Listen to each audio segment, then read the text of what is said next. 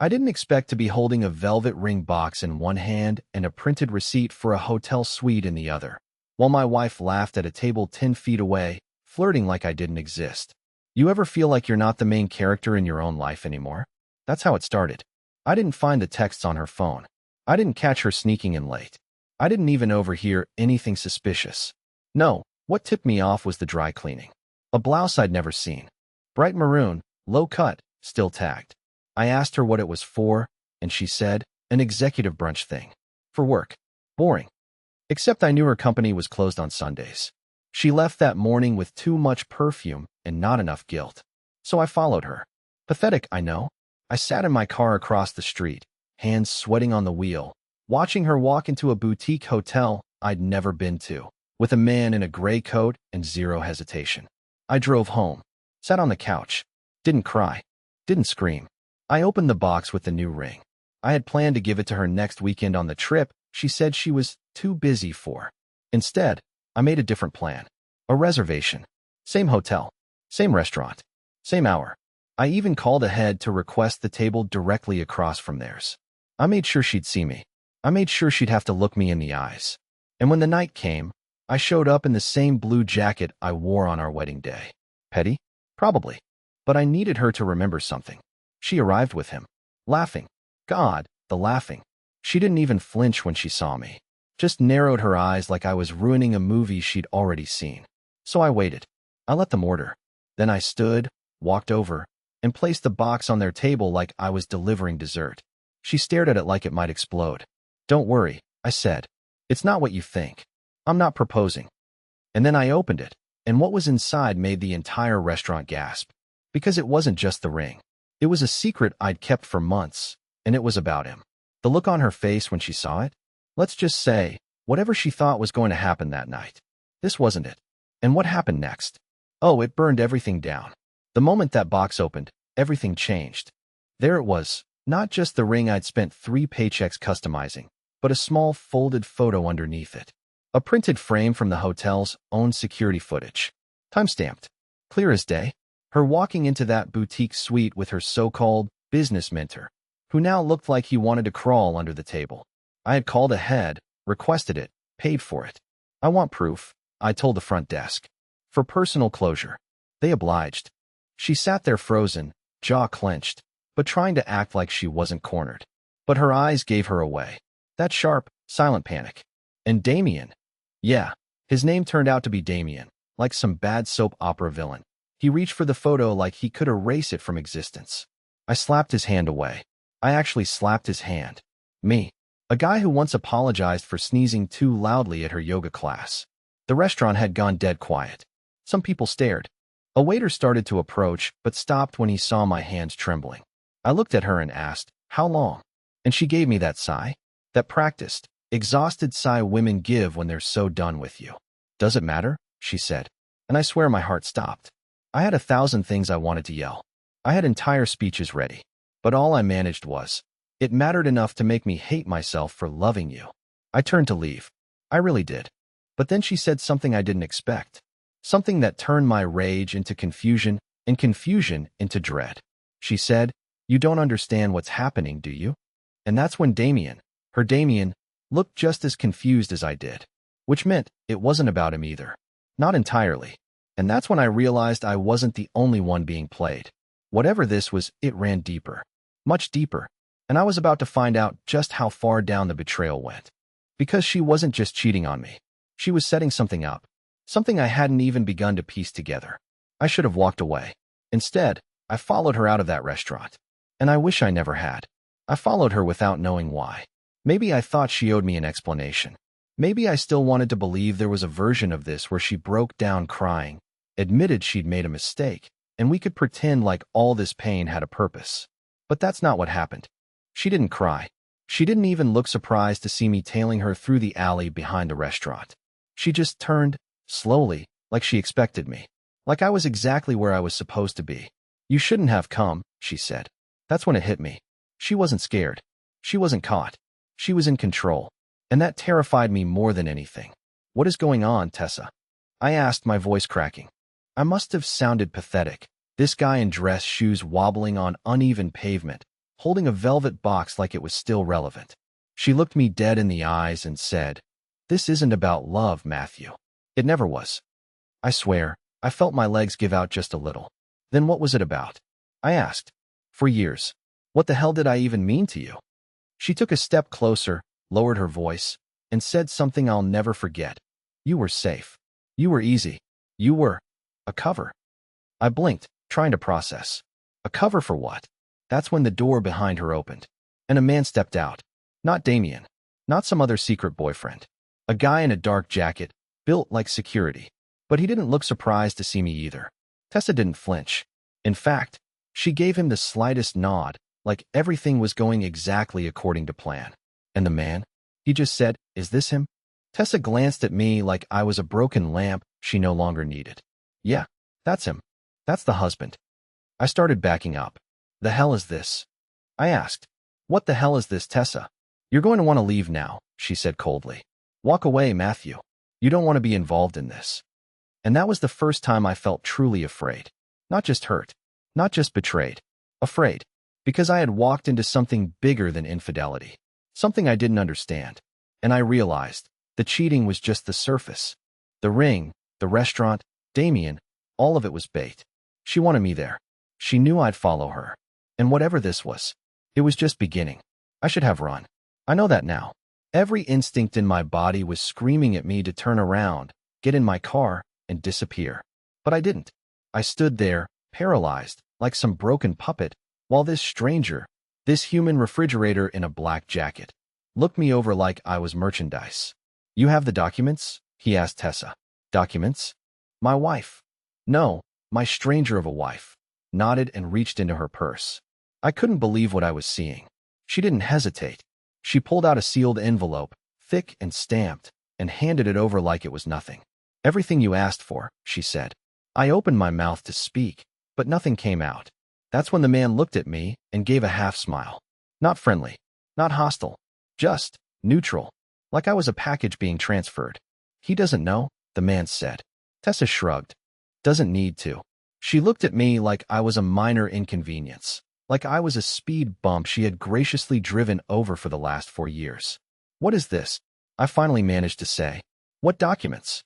What are you doing, Tessa?" "You were just supposed to sit quietly and play the husband," she snapped. "But you had to get all emotional. You couldn't just let things go, could you?" The words hit harder than I expected. All the years I spent tiptoeing around her moods, doing everything I could to keep the peace. And this is what it came to? I was being treated like an obstacle in her little operation, whatever it was. "Did you ever love me?" I asked. I hated how pathetic I sounded, how raw the words came out. But I had to know. I had to. She paused, just for a second. And that pause, it said more than anything else. "No," she said finally. "But I didn't hate you. You were useful." Useful. That word knocked the air out of me. Like I was a tool, a cover, a decoy. And the worst part? I still wanted her to be lying. Even then, I wanted her to break down and say she was just scared, just caught up in something, that she still cared. Anything except the cold truth. But she turned to the man and said, "Take him back to the car. I'll deal with the rest." "The car?" I started backing away, shaking my head, heart thudding so loud it made my ears ring. "I'm not going anywhere with either of you," I said. "I'm calling the police." But that made the man chuckle. "Go ahead," he said. "Let's see what they say when they pull up your name." That stopped me cold. "What the hell does that mean?" I asked. "What did you do?" But they didn't answer.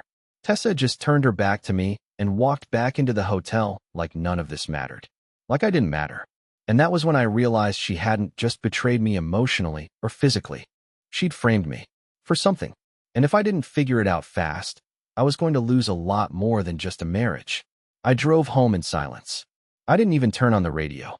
I was gripping the steering wheel so hard my knuckles were white, and the inside of my mouth tasted like blood. I must have bitten my tongue at some point without noticing. The streets blurred past like I was underwater. Nothing made sense. Not her words. Not the man in the alley. Not the envelope. And definitely not the part where she said, "Let's see what the police say when they pull up your name." My name. What had she done to my name? The moment I got through the front door, I didn't even take off my coat. I went straight to my computer, logged into everything, bank accounts, email, credit reports. My hands were shaking so badly I mistyped my passwords 3 times. The first thing I saw was that our joint checking account had been drained. 0. Not a few hundred missing. 0. The second thing? A flagged message in my inbox from a law firm I'd never heard of, titled, "Final notification, court appearance required." I clicked it open, and my stomach dropped. Inside was a scanned document, a lawsuit. Apparently, I'd been named in a fraud case involving real estate shell companies and offshore wire transfers. $320,000 in laundered funds, tied to my name, my address, my signature. Except, I had never seen this contract before in my life. I opened the attached PDF and zoomed in. The signature looked eerily close to mine, but not quite. It was the kind of forgery you'd only catch if you really knew your own handwriting. Someone had been practicing, over time, probably right under my nose. And then I remembered something. Months ago, Tessa asked me to sign a corporate birthday card for her boss. Something stupid and random, where she covered the top half of the sheet with her hand and said, "Don't peek, it's a surprise." I thought nothing of it. Signed where she pointed. Smiled like a fool. That must have been it. She'd used my signature. Maybe even scanned it. Traced it. Built something with it. I opened more emails. I found one from a storage unit company I didn't recognize in my name. Another from a bank I'd never used, confirming a loan application for $90,000. My heart was pounding so hard I thought I'd faint. She didn't just cheat. She didn't just lie. She built an entire second life using me as a legal shield. And then came the final blow. A voicemail from an unknown number. I played it on speaker, frozen in place. It was her voice. Told you he'd crack if you pushed the right button. He always folds under pressure. He won't fight it. He'll crawl into a hole and disappear. Trust me. I stood in my kitchen, surrounded by walls we painted together, appliances I bought, memories I thought were real, listening to her talk about me like I was some pawn. A useful idiot. This wasn't just betrayal. It was premeditated, cold, surgical. And now I wasn't even sure if going to the cops would help. Because if everything was in my name, I was the criminal, not her. And she was counting on that. But what she wasn't counting on was that I'd fight back. I didn't sleep that night. Not even a minute. I just sat there at the kitchen table, staring at the lawsuit, the drained bank accounts, and the PDF with my fake signature while the voice message replayed in my head on a loop. He always folds under pressure. Trust me. The way she said it. So casually. Like she'd rehearsed it 1,000 times. She wasn't nervous. She wasn't scared. She was confident. Because she believed I would shut down. Run. Give up. And maybe I almost did. But something in me snapped around 4 a.m. It was like a switch flipped. The grief, the confusion, the betrayal. It all burned up and turned into something else. Cold resolve. I realized I couldn't trust the cops. I couldn't trust lawyers. Not yet. Everything in this trap had been engineered slowly, carefully, and probably backed by months, years, of fake documents, stolen logins, and legal landmines. If I walked into a courtroom now, I'd look like the guy covering his own tracks. I couldn't just react. I had to move, quietly, carefully, strategically, like she did. So I started digging. And that's when I remembered the old laptop. The one Tessa stopped using over a year ago and told me to recycle because it was fried. I never got around to it. Classic me. And it was still buried in a drawer in the guest room. I pulled it out, plugged it in, and to my surprise, it booted. Glitchy, slow, but alive. She had wiped most of the drive, but not all of it. Buried in an obscure folder titled Receipts was a locked zip file named PGL Archive. Password protected. Of course. Now, here's the thing. Tessa always used the same few passwords. It was one of the only ways I ever felt closer to her. She recycled names from her past. Pets, bands she used to like, some cryptic date codes.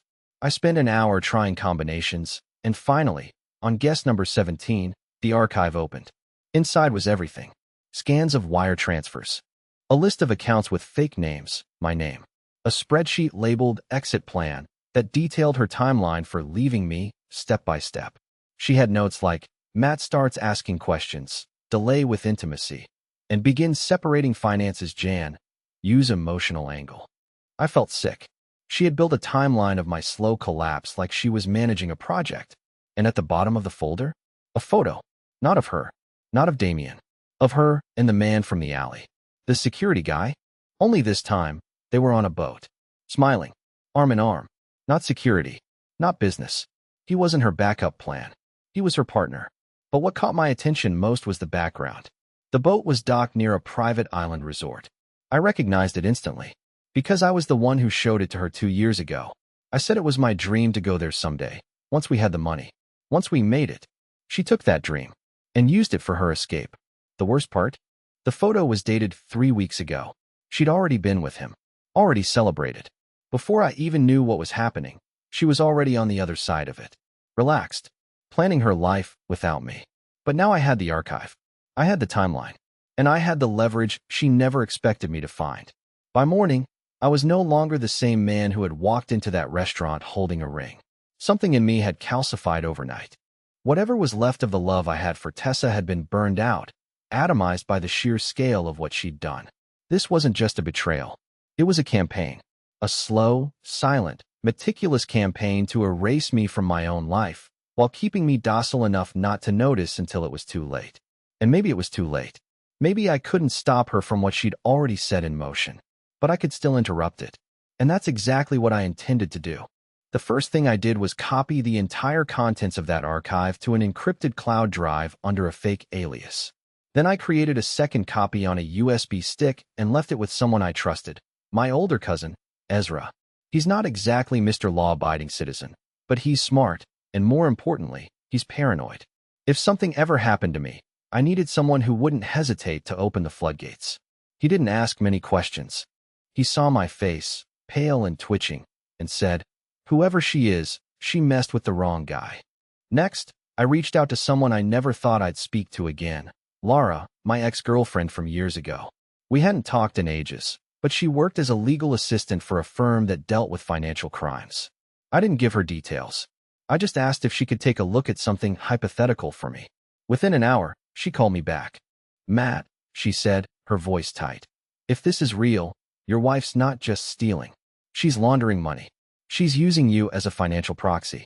These transfers aren't just shady, they're federal." She told me to be careful, that if my name was on enough of these documents, and Tessa played the right cards, I could be indicted before I ever got a chance to prove I was a victim. That's when I knew I needed to go dark. Not forever, just long enough to flip the script. I cleared out what little was left in my personal savings, ditched my phone, and left town. Not far, just far enough to operate without being tracked or monitored. For the next week, I watched her life unravel in real time. First came the IRS flag on one of the forged business accounts she created in my name. Then came the inquiry from a federal agency Laura had anonymously tipped off. Tessa didn't know it was me. Not yet. But I could tell from the panic in her digital trail that she was spiraling. Social media disappeared. Her boutique consulting site went offline. Damien, poor, clueless Damien, posted a vague Instagram story with just 2 words. "It's complicated." I smiled for the first time in days. But I wasn't done. The final step came when I used the folder's metadata, specifically the geotagged photo from the resort, to trace a wire transfer that linked directly back to a Cayman Islands shell company. And guess whose name was listed as the co-executive account holder? Not just Tessa. Tessa and the man from the alley. Her security guy. Her real partner. I packaged all of it. Emails, transfers, the recorded voicemail, everything. Into a clean digital file and sent it from an anonymous burner to 2 inboxes. One belonging to the agency Laura pointed me toward, and the other directly to Tessa. No message. No signature. Just the evidence. That night, I got a notification from a third-party tracker I had left running on her laptop. She opened the file. 6 minutes later, she made her first call in days. Not to Damien. Not to her business partner. To me. Blocked number. Straight to voicemail. I didn't pick up, but I listened. And in that 30-second message, her voice cracked in a way I had never heard before. "Matthew, what did you do?" I almost felt sorry for her. Almost. The knock on her door came 3 days later. She didn't answer at first. I know because I was watching from a parked car down the street, windows cracked, hoodie up, barely breathing. It was early, around 6:40 in the morning. The agents weren't dressed like in the movies. No black suits or mirrored glasses. Just plain clothes, calm faces, and a quiet conversation through the door before they stepped inside with a warrant. I didn't stay to see the rest. I didn't need to. I already knew what they'd find: digital records, fake signatures, offshore account data, and a carefully organized folder titled Matt's Business Docs that she'd probably forgotten to delete. Sloppy for someone who once managed every part of my life like it was a spreadsheet. I guess panic ruins precision. By noon, her consulting website was gone. Her phone was disconnected. Damien had deleted every post that included her. And the man from the alley, he vanished entirely. Not just online, but legally. Apparently, he had warrants in 2 states under a different name. Tessa had trusted him. She'd built everything around him. And just like that, he'd disappeared, leaving her to face it alone. That was the real twist. She thought I was her fall guy, but he had done the same to her. And me? I came out clean. It wasn't instant. It took weeks of explaining, backing everything with timestamps, documents, archived messages. But I had the receipts. I had help from Laura, who, to my surprise, stood by me the whole time. She told me she remembered why we never worked. I always try to save people who didn't want saving. But this time, I saved myself. She even helped me file for a restraining order, then coached me through dissolving every joint asset, closing out anything that had even a sliver of Tessa's name on it. Her voice became something I looked forward to hearing. Eventually, I told her that. She didn't laugh. She said she'd been waiting for me to say something real for once. And just like that, the quiet days returned. But they weren't heavy anymore. I didn't stare at the walls or replay her voicemail on a loop. I started walking again, sleeping, smiling, even. The ring? I left it on a park bench near the hotel where everything fell apart. Still in the box. Let someone else decide its fate. I didn't need it anymore. Tessa, last I heard, she made a deal. Testified against the man she once trusted more than me. Still might face charges herself, but that's not my battle anymore. That chapter closed. And this time, I closed it. So yeah, that's the story. I gave my wife a ring while she sat across from her lover. Thought it would be the most painful moment of my life. Turns out, it was the first move in the best decision I ever made. Thanks for listening. And if you're out there, sitting in silence, thinking it's too late, it's not.